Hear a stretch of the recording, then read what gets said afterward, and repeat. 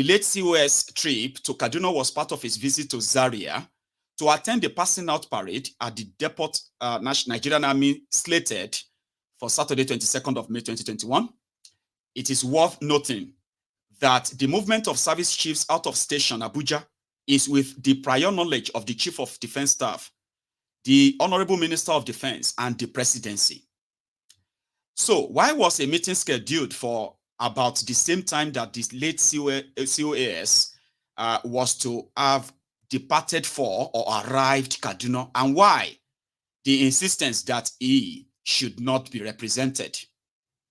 In any case, the COS informed me that in view of the meeting, they would depart the flag house, official residence of the COS at Airu, at about 15:30, which will be 3:30 in the afternoon, after attending the meeting and also after Jumat prayers for the airport. They expected to arrive the airport at about 4 o'clock, board the aircraft at about 4:10 p.m. to 4:15 p.m. and depart for Kaduna at about 16 hours, which is at about 4 p.m. I was informed that they had arrived the presidential wing of the airport.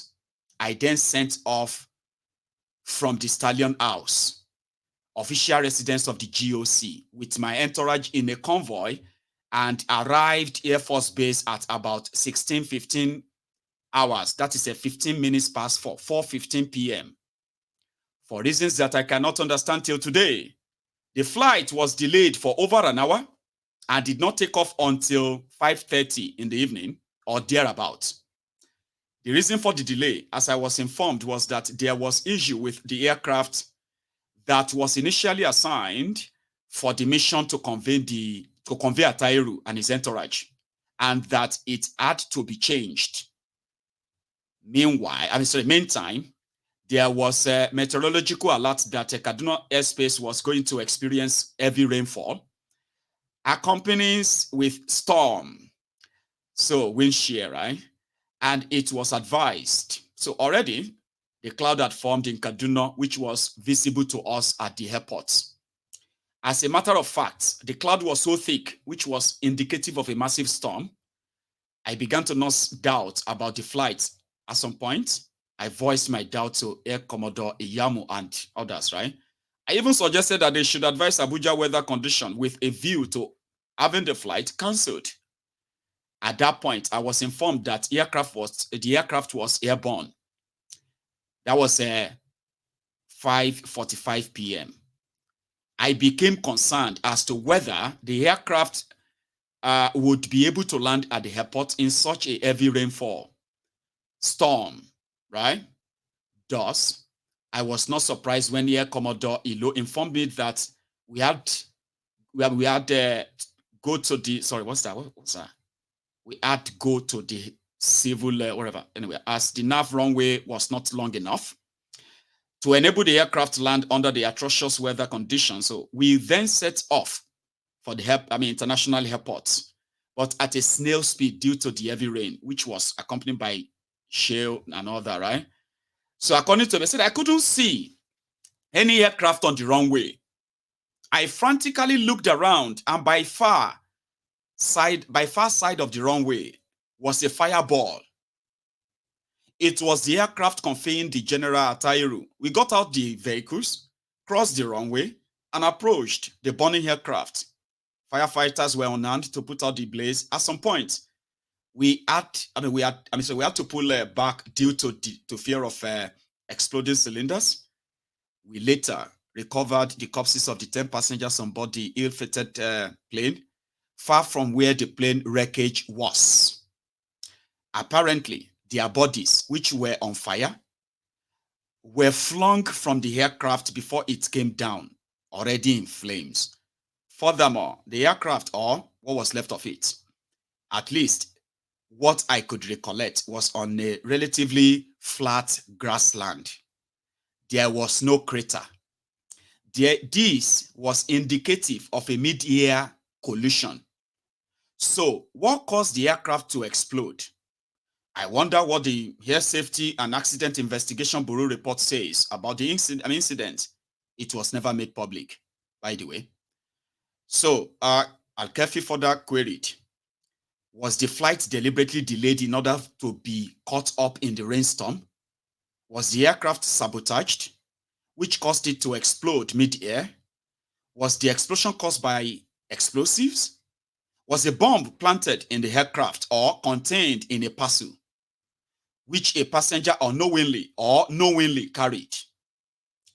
So Al-Kafi is now asking Tinubu to please investigate, because he strongly believes that they killed the guy, because he stated, I was president of the BOI with members and secretary drawn from the NCS, NIS, DSS, NIA, ONSA, that is the Office of the National Security Advisor, the one where Ribadu did now anyway, NFIU, and the Board of Inquiry, which largely conducted its work as an investigative body, was tasked to investigate circumstances surrounding the illegal smuggling of petroleum products contained in 168 oil tankers into Benin Republic through a single smuggling route in Ilesha, Bariba in Kwara State. So in his petition, he said the petition stated that the BOI made a significant discovery regarding the relationship between the smuggling rackets, the terrorism besetting the Northeast, the banditry kidnapping for ransom, which was at its formative stage in the Northeast and part of North Central geopolitical zones at the time, right?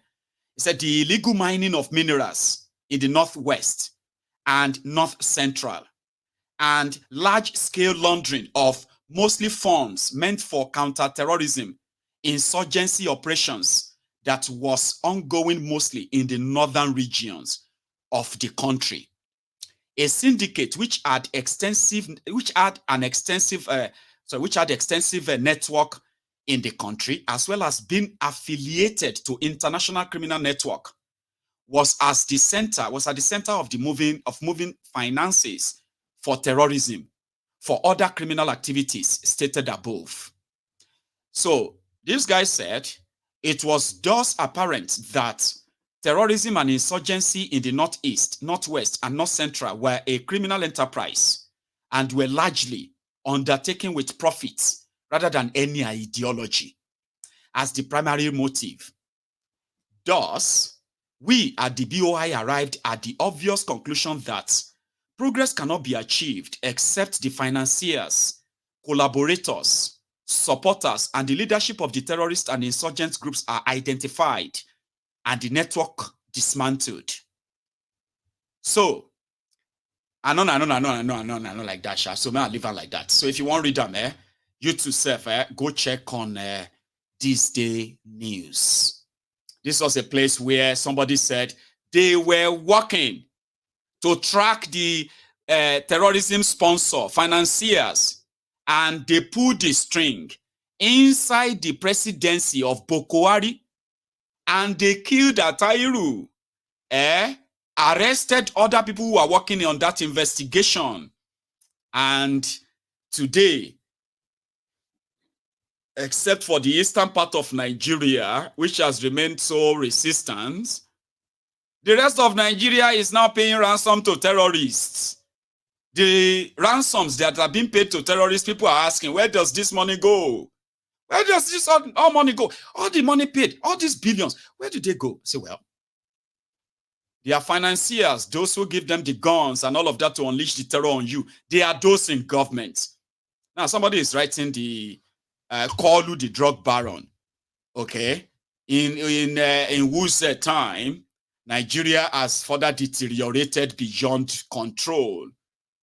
That, listen, the money that was meant to be used for fighting terrorism, they shared the money. And I remember when John Kerry, that was Obama's Secretary of State, if I remember right. It was John Kerry, right? John Kerry, who played a very big and huge role representing the interest of American government in bringing to power these terrorists, right? Buhari said their investigation showed that the money meant for arms purchase to fight terrorism under PDP, the money was shared John Kerry, rather, I said John Terry. John Kerry eventually also bought the lie too. You know what I mean? It was a sharing galore. It became an industry. Terrorism in Nigeria became an industry. But guess what? 7 or 8 years ago, this was their talking point. But 8 years after, the situation has gone worse. How many of you remember this? When Nigeria's President Buhari took office last spring, he inherited a military that was underpaid, underfed, and unable to protect the Nigerian people from Boko Haram. And one reason is that much of the military budget was finding its way into the pockets of the generals. And just this week, we saw reports that more than 50 people in Nigeria, including former government officials, stole $9 billion from the Treasury. I used to be a prosecutor, and I know how hard it is to hold people in positions of public responsibility accountable. But I also know how important it is. The fact is, there is nothing, absolutely nothing more demoralizing, more destructive, more disempowering to any citizen than the belief that the system is rigged against them and that people in positions of power are, to use a diplomatic term of art, crooks who are stealing the future of their own people. And by the way, depositing their ill-gotten gains in ostensibly legitimate financial institutions around the world. Corruption is a social danger because it feeds organized crime. It destroys nation states. It imperils opportunities, particularly for women and girls. It facilitates environmental degradation, contributes to human trafficking, and undermines whole communities. It destroys the future. Corruption is a radicalizer because it destroys faith in legitimate authority. It opens up a vacuum which allows the predators to move in. And no one knows that better than the violent extremist groups who regularly use corruption as a recruitment tool. Corruption is an opportunity destroyer because it discourages honest and accountable investment. It makes businesses more expensive to operate. It drives up the cost of public services for local taxpayers, and it turns a nation's entire budget into a feeding trough for the privileged few. And that is why it is imperative that the business community of the world starts to demand a different standard of behavior. We will work with you to build a Nigeria that is not corrupt. I bring you a message of hope.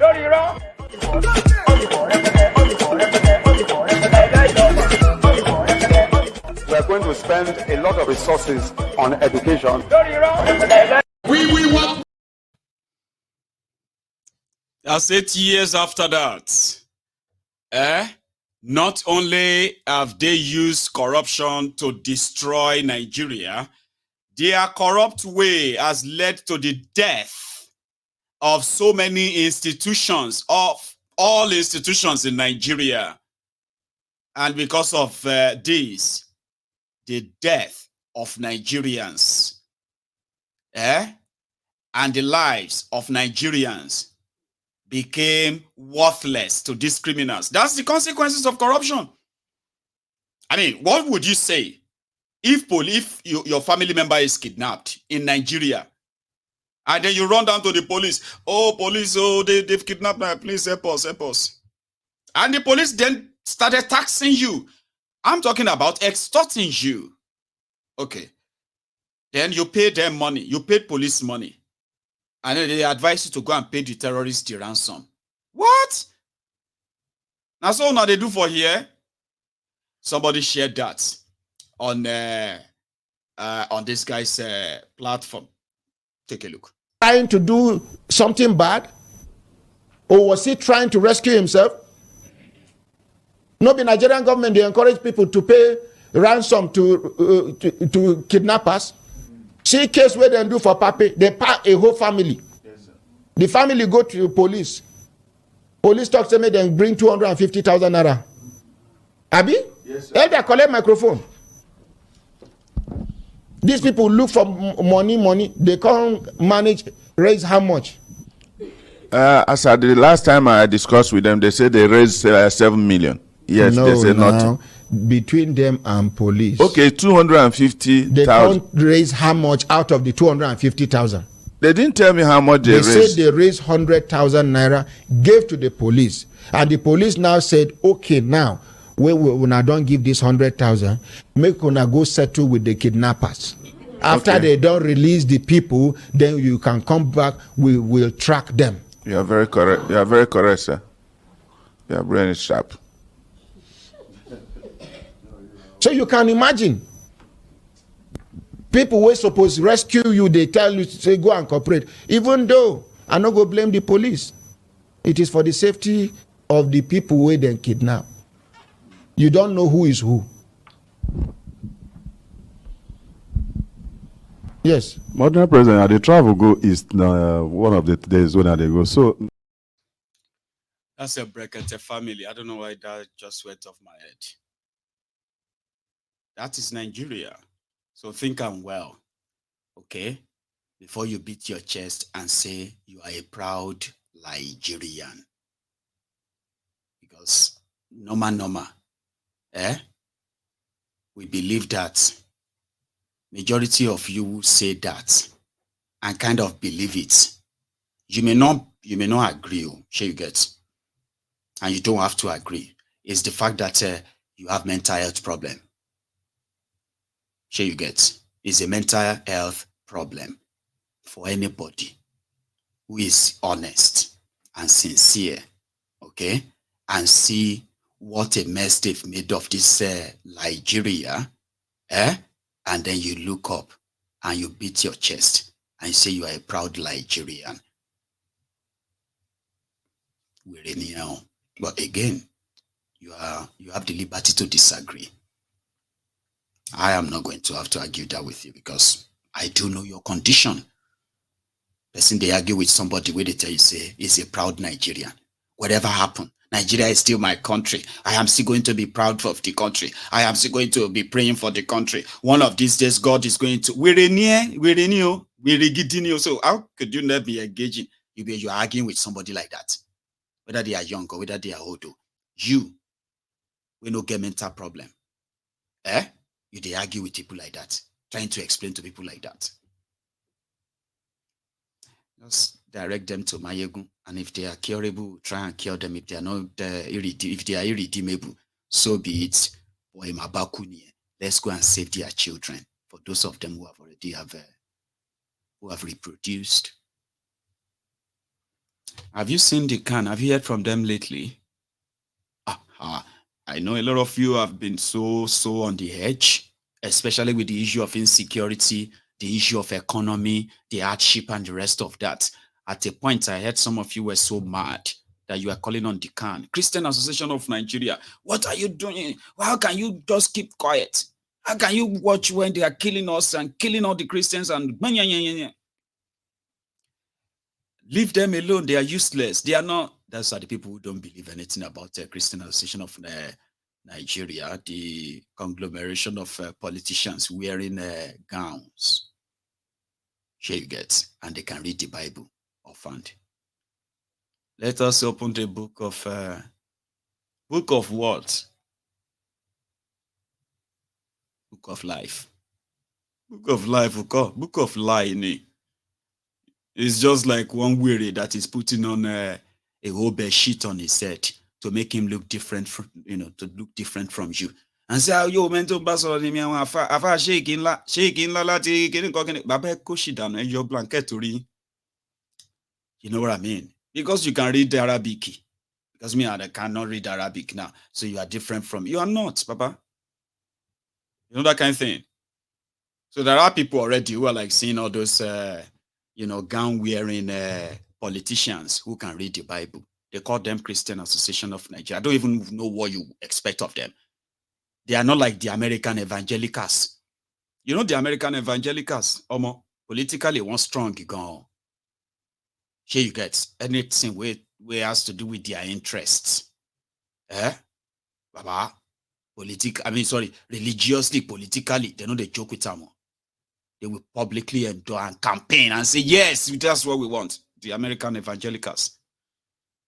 I think they are Trump's favorites. And a lot of people are like, Trump, Christian, how they take march together?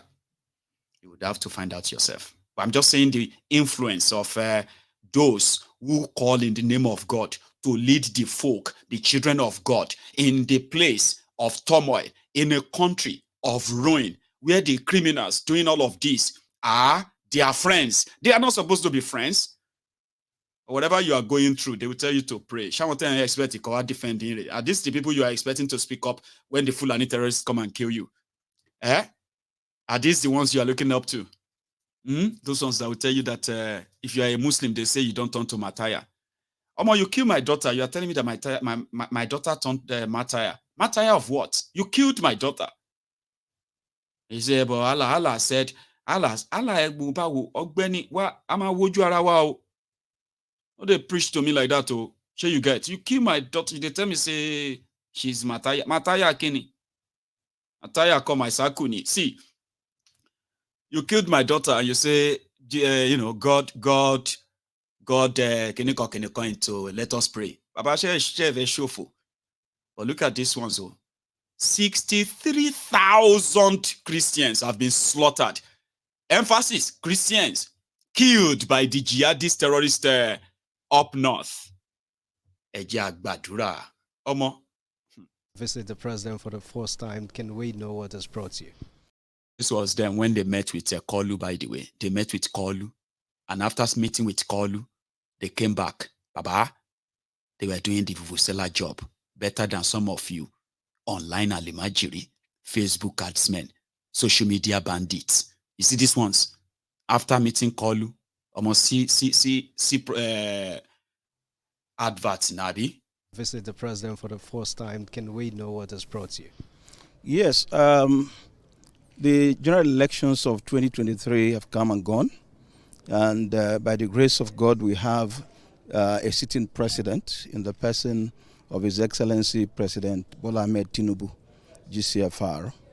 And so the leadership of Kanu decided to come to pay a courtesy visit, to congratulate him on his election, and to pledge our support for his administration. Yeah. So you must have been following developments in the country for some time now. What do you say of his administration so far? Oh no, sincerely, what we found out is that the president is actually sensitive to all these challenges that we have. He is aware, and we see him making very positive steps even from the beginning of his administration. By the way he has made the appointments so far, he has come with a great sense of inclusiveness, and Nigerians are having a sense of belonging as Nigerians and in this government. And I tell you that his pronouncements so far and his body language has increased the confidence of Nigerians in Nigeria. And we believe that given the chance, he will do a lot more. And we are praying that the Lord will strengthen his hand to be able to do more and turn around the fortunes of this country. We know that there are a lot of challenges, but what we tell our people is that this is just the beginning of this administration, and Nigeria is big.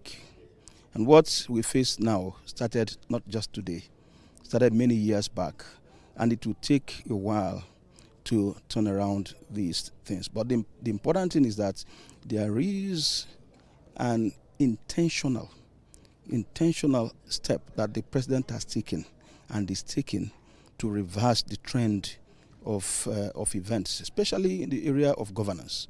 We see it very clearly, and we see the efforts he's making towards securing this nation. So we ask the Nigerians who are watching, and those people who seem to have lost hope, not to lose hope, but to have patience and persevere. Though it is night, we know that a new dawn is just in the horizon. Is there any request or advice for the president? Well, the advice we have for the president is for him to continue on the path that he is now determined to follow. He's determined to run a government that is for all, a government that is all-inclusive, a government that listens to the people, just like he made a pledge to us that he will continue to listen to us. And he has opened the channels for us, that anything that we see or any concern that we have, we should always come back to let him know. So we believe that now we have a listening president, and we urge him to continue on that path and to continue to always look out for those who mean well for this nation. Nuisance Lele. Nuisance Lele. Bologbo nuisance. But is it just me?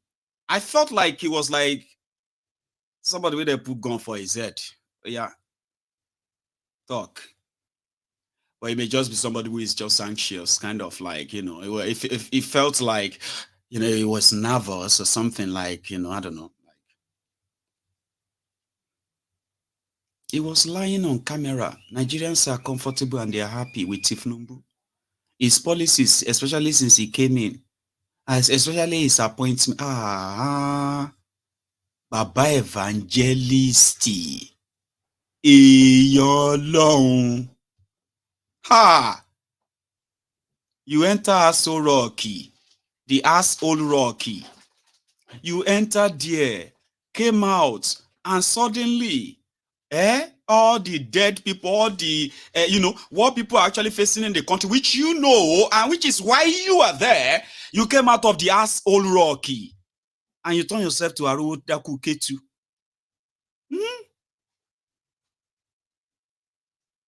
Well, people will feel hire fake bishop, fake this, fake that. What else can they not do? But that's the Christian Association of Nigeria. Nigeria Christian Association. They are leaders. They are praise singers, opportunists, chancers, scroungers, scoundrels, pickpockets. Everyone is just taking advantage as much as it comes around. Like, that is why they can't go back to their churches and tell their congregants the truth. Because the truth may lead all their congregations here and there. It may lead them straight to the streets. Because they will know that they've been wasting their time praying for a lot of things that they could actually fight for and get and not bother God about them. So that you can bother God with something more important, something more personal, more important. Not because you never chop or because you can't pay the school fees of your children. Simply because the economy is what it is. You've got no job. They can't go back. You will never have Martin Luther King in any of their churches in Nigeria. Nobody won't do any savior, save the people, preacher. No, tell the truth. Like, they are all chancers. And that's why they say, now you go fight for yourselves. Nobody is going to fight for us. Now, let me put everyone on break. So if you haven't really liked the broadcast, okay, it is the offering. I know Facebook is really, really terrible. And I wonder how they make it so difficult for all of you to even comment. Can you believe that? That Facebook, apart from stopping people from seeing my videos, right, they also ensure that those who see the videos, some of them cannot like, they cannot share, they cannot comment, they can only watch. Whatever they even feel inside, they can't say, unfortunately. So go to my YouTube, subscribe to my YouTube, right? And like the broadcast, okay? And if you want to be part of it further, right, you can pick up your phone and call in tonight. I will draw the curtains there, okay? And when I get back, I will be taking calls. I may be speaking to you too. So, don't go anywhere.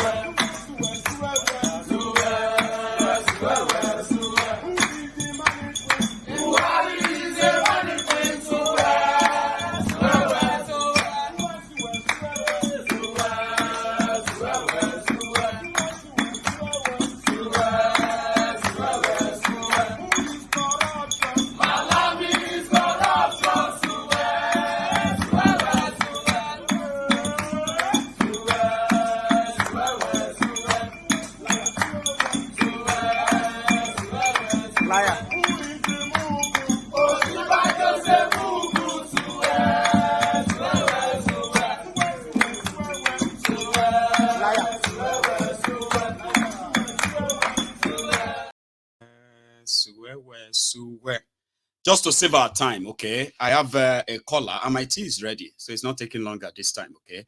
Yes, ma'am. How are you? I'm fine. No, me again, no. Oh, today, all the things you presented, beautiful. Thank you, ma'am. I look at, you see that one that, what happened to the plane that crashed. You remember that time they say it crashed? Atairu, yeah? Atairu, yes. You see, Nigeria is a crime scene. It is. Nigeria is a crime scene. You know, when you look at Nigeria, Nigeria is not a country. Oh. Let's not, we're calling yourself, I'm in Nigeria, you're deceiving yourself. I'm telling you. Nigeria is not a country. Nigeria is a British plantation. When they come and get their money to make their country better. So Nigeria is not a country. Look at the way people are coming in, flying into Nigeria and taking resources and flying out.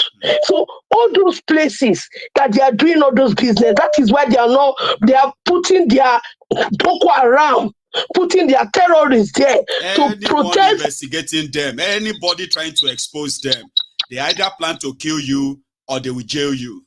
It's the same everywhere. Yes. Now, you remember that girl? That Yoruba girl, that Air Force girl.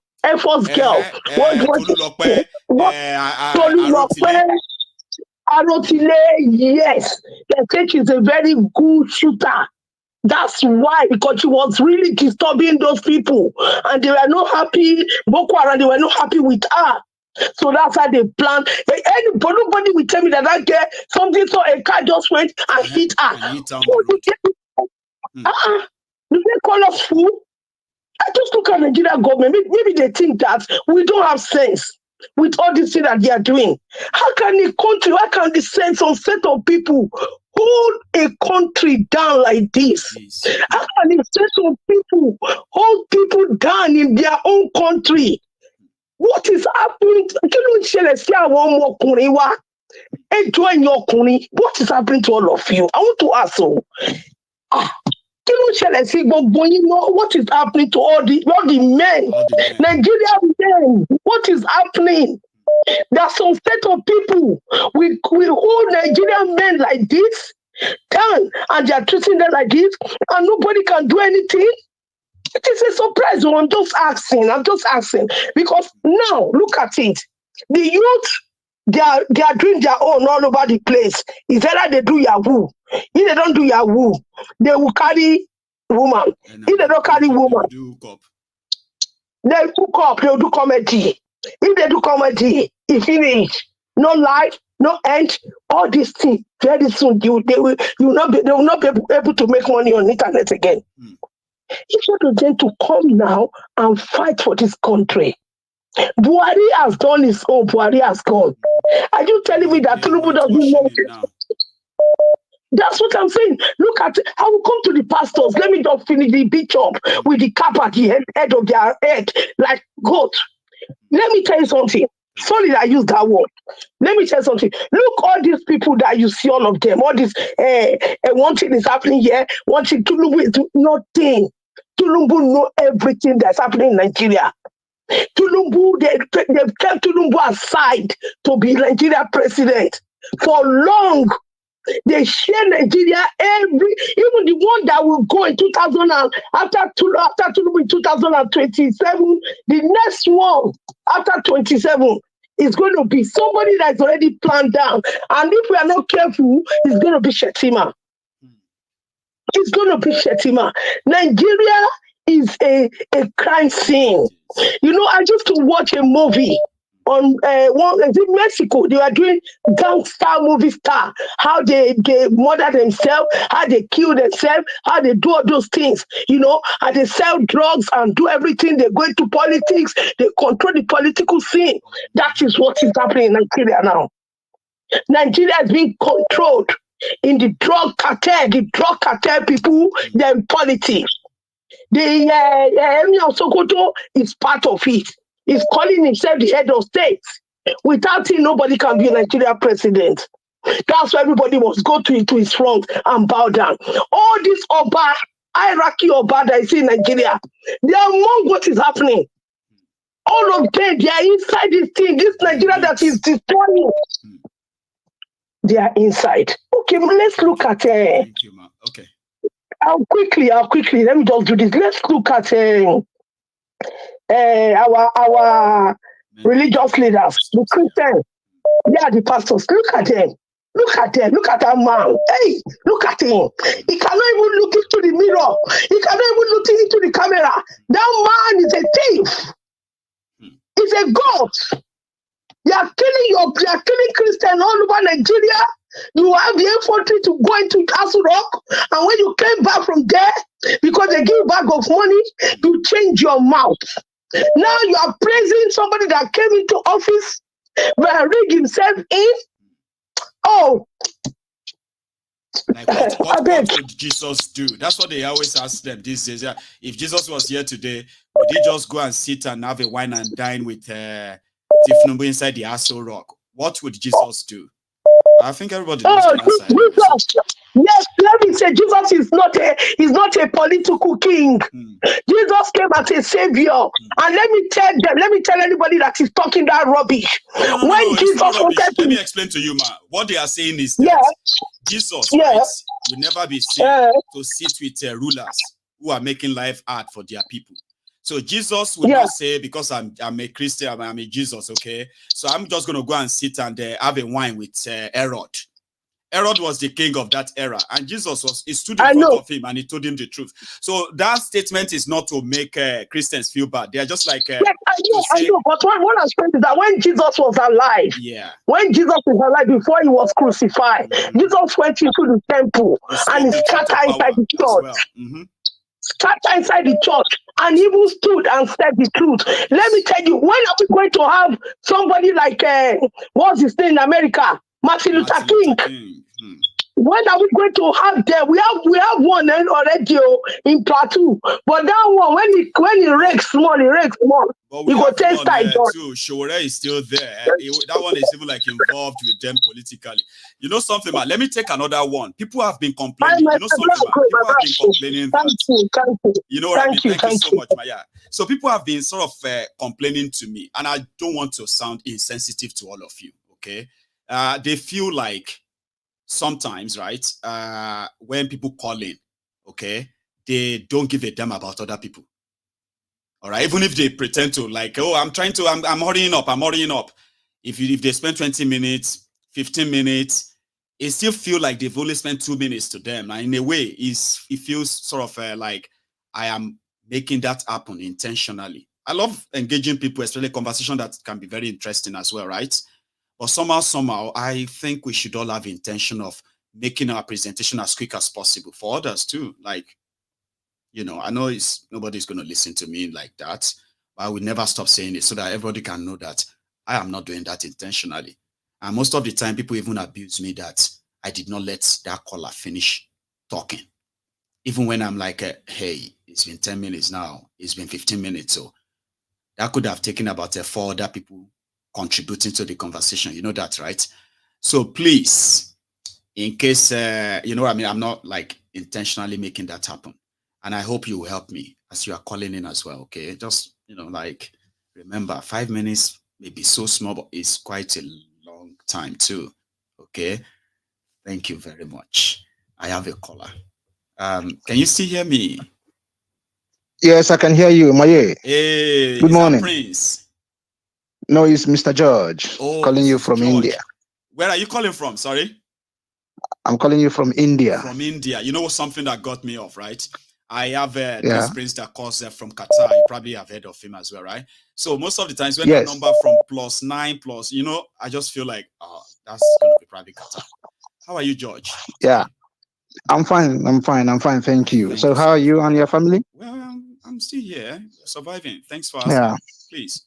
Yeah, thank you for the expose. And I want to say something about our Lady B. What our Lady B said yesterday. I actually called, but I think I was unable to get through yesterday. Yeah. You know, I want to say something. I want to tell her, and I'm sure that she is listening now. I want to tell her that TB Joshua killed my immediate elder sister. My immediate elder sister was a second-year student in Bayero University, Kanu, BUK, Kanu. Second year. She was studying accounting. You understand? She was an accounting student. She was an accounting student, the Department of Accountancy. So when my sister was sick, we were living in Lagos then, Ajegule, number 10 Olayini Street, Ajegule. That's where we were living then. So then we asked her to come back. So she came back. Then we took her to the synagogue. Then was the era of those people carrying placards. I think of late they stopped carrying those placards, writing like those placards that they will indicate she was born with this sickness, their age, and she was born with this sickness, or she had been with this sickness for this years, blah blah blah. So my sister got there. So those days, TB Joshua used to wear white shoe. So when he got to where you are, he would remove his shoes and kick on your feet and tell you are healed. Throw away your medicines. Like that guy that threw away his medicines in that documentary they show. That white guy that threw away his medicines. So that was what happened. So my sister threw away all her medicines and went back to school. Then we went back to our board. So like 2-3 weeks or 1 month later, so my sister became so sick again. She became so sick, so bad, that the hospitals rejected her. So they have to take her. Then now we have no option than to take her to a spiritual, to church home, to churches. So another church, there she were. She was there and she died. I'm so sorry, man. She died. She died 2001. So pastors are killers in Nigeria. So nobody should come out and tell me that TB Joshua did this, TB Joshua did that. Like yesterday when she was saying it, yes, I know, but it was the medicine that they gave to her that made her vomited whatever she vomited, not just that thing that her daughter was sprinkling that made her whole. No, it's not. But I'm not talking about that. I just want to share this for people to know. It was TB Joshua that killed my sister. She died 2001. You know, there are so many people who were told by their different religious leaders to stop taking their medication for cancer, for diabetes, for asthma, or for so many other, different ailments that people are actually like dealing with, and they died. And guess what? They just tell the people that, oh yeah, they probably have no strong faith, or God took them so that they can go and rest. But that's not the deal. We know what these people are suffering from. Then you told them to stop taking medication. Like you literally killed them. Yes. That was what happened. That man killed my sister. So anytime I see that man or anybody talking about that man, I feel like getting that person. If I'm closer to that person, I feel like strangling the person. Your sister the second time, the third time, because it's always going to bring back that memory. It's going to bring back that trauma, and I can only imagine, bro. And I don't blame the people that say that man faked his death, because with what is going on, I believe he could not have withstood it. So that was why they said he faked his death. I didn't doubt it. The people that said he faked his death, I didn't doubt it, because with what is going on, he knew that he would have